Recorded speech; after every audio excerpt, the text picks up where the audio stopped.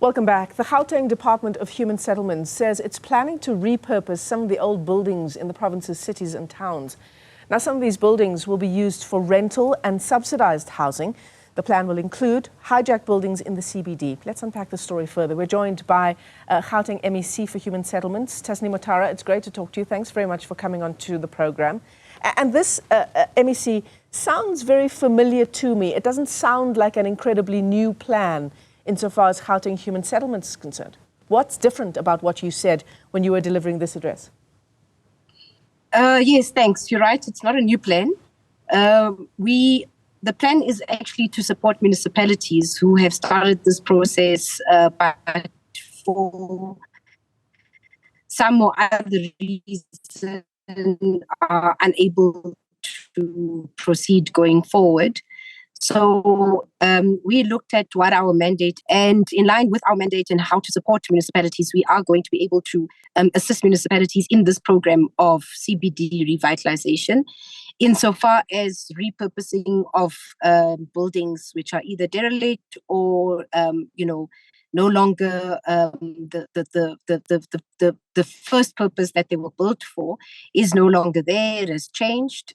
So we are going to enter into that partnership with the municipalities to be able to repurpose them for a range of housing needs. Student accommodation will be one. Rental stock will be one, because of course municipalities do require income from these buildings or tenants, etc., etc. So you're quite right. It's not anything new. It's just us supporting municipalities and now making budget available to be able to do that. So MEC, and my apologies to our viewers, our connection to you is just a little bit shaky. But when plans like this were first introduced, and I'm talking many years ago, I don't have the exact dates in front of me, what has been the progress since then in this kind of plan? By and large, it's been, programs run by municipalities. There's been some successes, and I think especially those that kicked off before COVID. But post-COVID, we saw a lot of slacking. The construction industry as a whole, post-COVID, has really been constrained and under strain. Many businesses shut their doors during COVID and were not able to make it out of COVID. I mean, the big five construction companies essentially no longer exist the way we know them to have been. So the progress really took a dip, and municipalities are struggling to resuscitate that. For us to go forward, it will not only be provincial government that's going to assist, but even national government is going to come on board to be able to assist municipalities really start a program and a process that they had initiated. CBDs, by and large, majority of the buildings and properties are either owned by municipalities or private owners. So the province has not really played a significant role in the past. You're right. And but we want to be able to change that now. Insofar as hijacked buildings are concerned, is that a particularly difficult issue to deal with when we're trying to develop rental or subsidized housing or low-cost housing?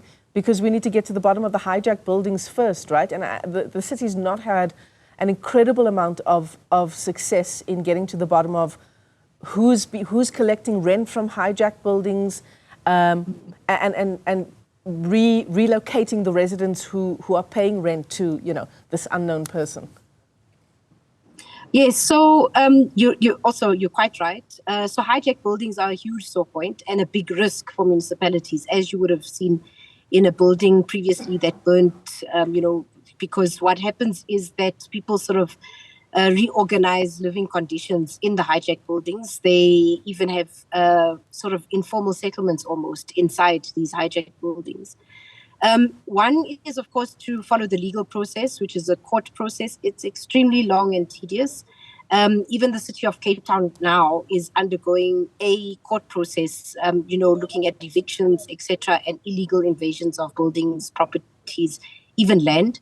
We're looking at that court process quite closely so that we're also able to, hopefully through case law, be able to do the same. But we have to work in a coordinated fashion with law enforcement agencies, so South African Police Service, Home Affairs as an example, provide stock for those that qualify for subsidized housing.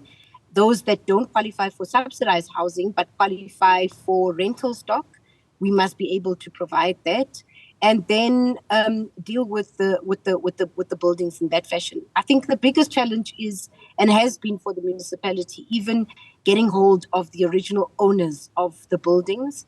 But there are various processes in which we can take over those buildings. And like I said, we're also watching the city of Cape Town. We go through court process for evictions. It is very long. It is very tedious. But I think we are determined to do it, which is important. Yeah, and in terms of housing allocation, I'm just reading some of the information here in front of me. The housing allocation and the way in which it will be allocated would be 1996 to 1999 applicants would take precedence, and of course people with disabilities, child-headed households, military veterans, right?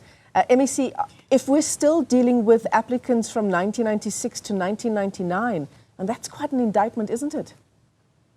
Oh, yes, it definitely is. So we have a peculiarity in Gauteng where we are the ones who have this 96 to 99 waiting list. We also have a peculiarity in Gauteng of a proliferation of informal settlements. And what happens is when we introduce big developments, mega projects, those developments are introduced with the understanding that they are relocating informal settlements, those residing in informal settlements to a project that has been confirmed or approved. Now, when you go into an informal settlement, you may find very few that actually come off the 96 to 99 list. We've introduced a policy. I have gone to all municipalities in the province to be able to ask them, let's align your council resolutions to the policy to make sure that we together, notwithstanding that we have to eradicate informal settlements, but we don't want to create a situation where we encourage informal settlements because informal settlements jump the queue, so to speak.